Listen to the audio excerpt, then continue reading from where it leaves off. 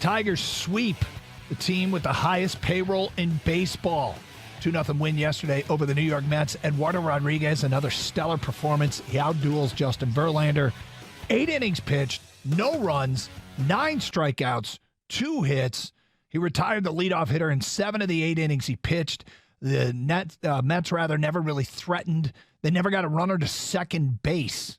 Now, they're not a great offensive team, but they're top half in baseball, and they only scored 6 runs in the 3 games in Detroit, and Eduardo has been totally dominant, not only against them, but his past 5 starts, he's gone 34 2/3, has struck out 33, only walked 4, and has a .52 ERA. Pretty damn good. Very good. Yep. Very good. He's been really good. Big picture thinking when it comes to this guy. And remember last year he's put on the commissioner's exempt list and had problems with some family issues that came out. And it was kind of like, oh, man, we're never going to see this guy. Turns out we see him back, and they say he's got, I was reading some stuff that is, you can just tell his locker room, his demeanor in the clubhouse has definitely changed year to year. But he's 30 years old. He's year 2 of a contract. It pays him $14 million here in Detroit annually. It bumps up to $18 million next year, then 16, then 15. But he has an opt-out after this year. Is he a likely trade candidate? Is a big picture 30,000-foot view of this team in this season. It's too early to say because we got to see what the Tigers do in this awful division. But I would bet right now he's a trade candidate. I think he's a big-time trade candidate because this is a team that is building up and you need to get assets. And if he was like 26, I'd say absolutely not. I want to build around this guy, and I will extend him. But he's not. He's 30. I'd love to say I could build around him. Here's the one tinge that lets me say that I can do that and hang on to him.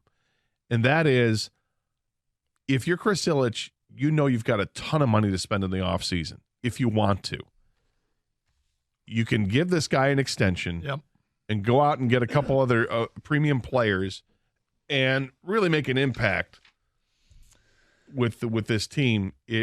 By season's end, hopefully you've got some foundation pieces you think with everyday players, but being a rotation guy, maybe you think you got something here and you could, but you have to be committed to spending money in the offseason.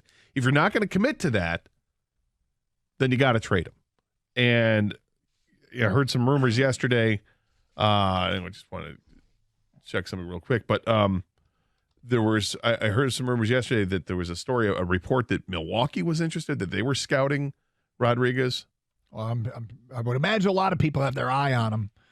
And could the Tigers really get a haul back? If this guy come trade deadline look, I expect his ERA to be probably more than .52 by the time the trade deadline rolls around, but keep pitching well.